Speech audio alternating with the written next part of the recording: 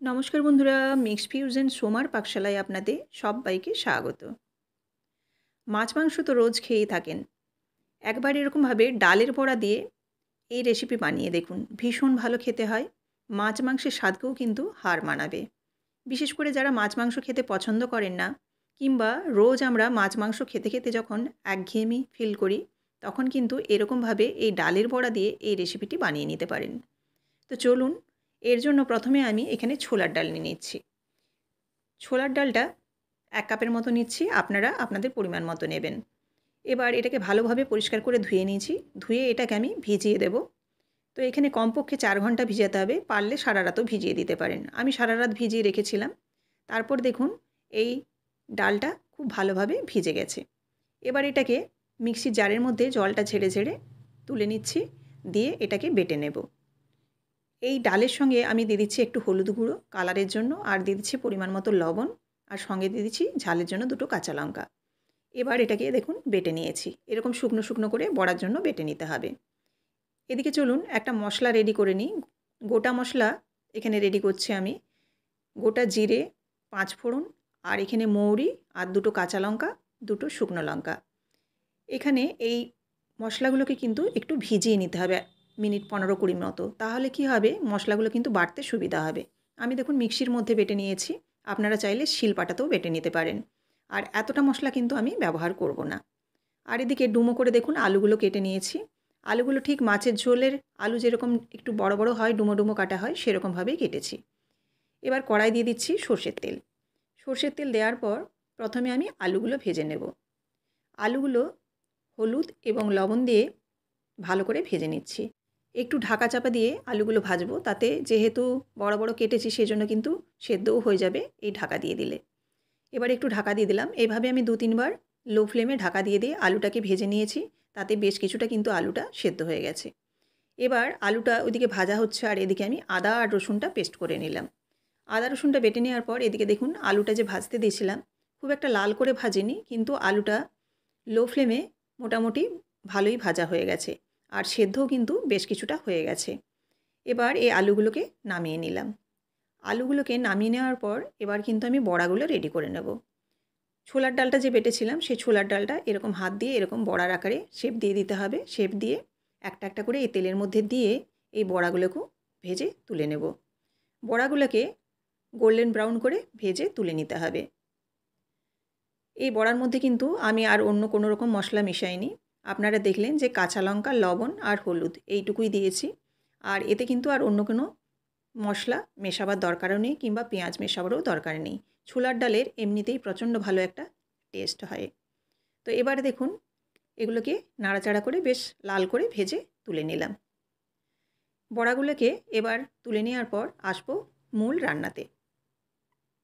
এই কড়াইয়ের মধ্যে আমি দিয়ে দেবো আরও কিছুটা সর্ষের তেল। সর্ষের তেল দেওয়ার পর এর মধ্যে আমি কিছু ফোড়ন দেব।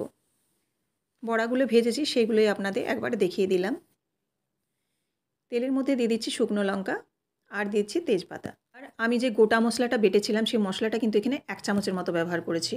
যেহেতু আমি মিক্সিতে বেটেছি সেজন্য পরিমাণটা আমাকে বেশি নিতে হয়েছে, কারণ মিক্সিতে কম জিনিস বাটা যায় না। দিয়ে এবার ওখান থেকে 1 চামচের মতো এই বাটা মশলাটা বের করে তেলের মধ্যে দিয়ে দিতে হবে। খুব বেশিক্ষণ নাড়াচাড়া চলবে না, মোটামুটি 30 সেকেন্ডের মতো নাড়াচাড়া করেই কুচনো পেঁয়াজটা দিয়ে দিতে হবে। পেঁয়াজ এবং মশলাটা এবার একসাথে ভাজা হবে। দেখুন পেঁয়াজটা নরম হয়ে গেছে। এর মধ্যে এবার দিয়ে দিচ্ছি হলুদ গুঁড়ো।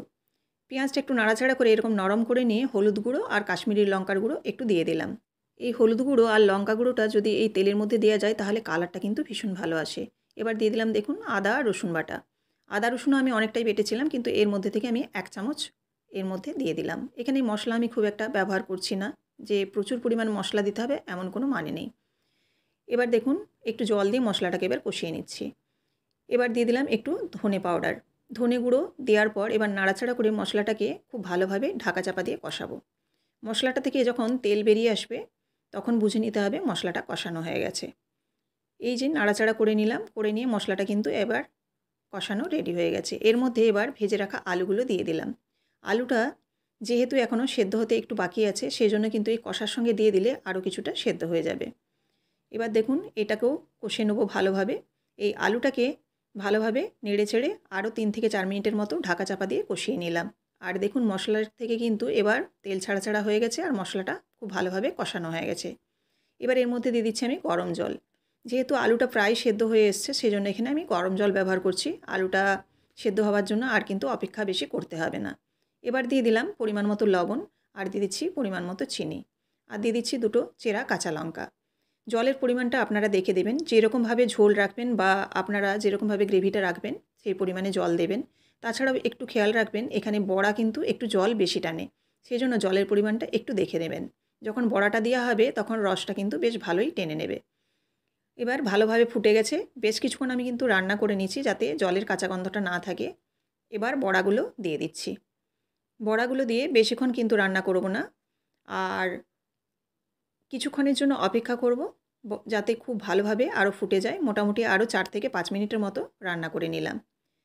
এদিকে দেখুন তেজপাতার কাজ হয়ে গেছে, এই জন্য তেজপাতাটাও ফেলে দিলাম। এবার নাড়াচাড়া করে আরও মিনিট 4-5 ফুটিয়ে নিলাম। আর দেখুন গ্রেভিটা আমি এরকম রেখেছি। এটা যখন ঠান্ডা হবে তখন আর একটু ঘন হয়ে যাবে, কেন কি বড়াগুলো আছে, বড়াগুলো যখন এই রসটা শুষে নেবে তখন কিন্তু আর একটু গ্রেভিটা ঘন হয়ে যাবে। দেখুন আমি গ্যাসের ফ্লেম বন্ধ করে দিচ্ছি। এবার একটা সার্ভিং ডিশের মধ্যে নামিয়ে নিচ্ছি। তো দেখুন কতটা সুন্দর হয়েছে।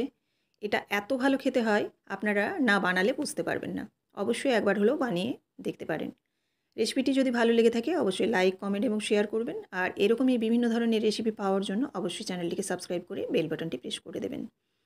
ফেসবুক থেকে দেখে থাকলে অবশ্যই পেজটিকে ফলো করে দেওয়ার অনুরোধ রইল। আবারও দেখা হচ্ছে নেক্সট রেসিপিতে।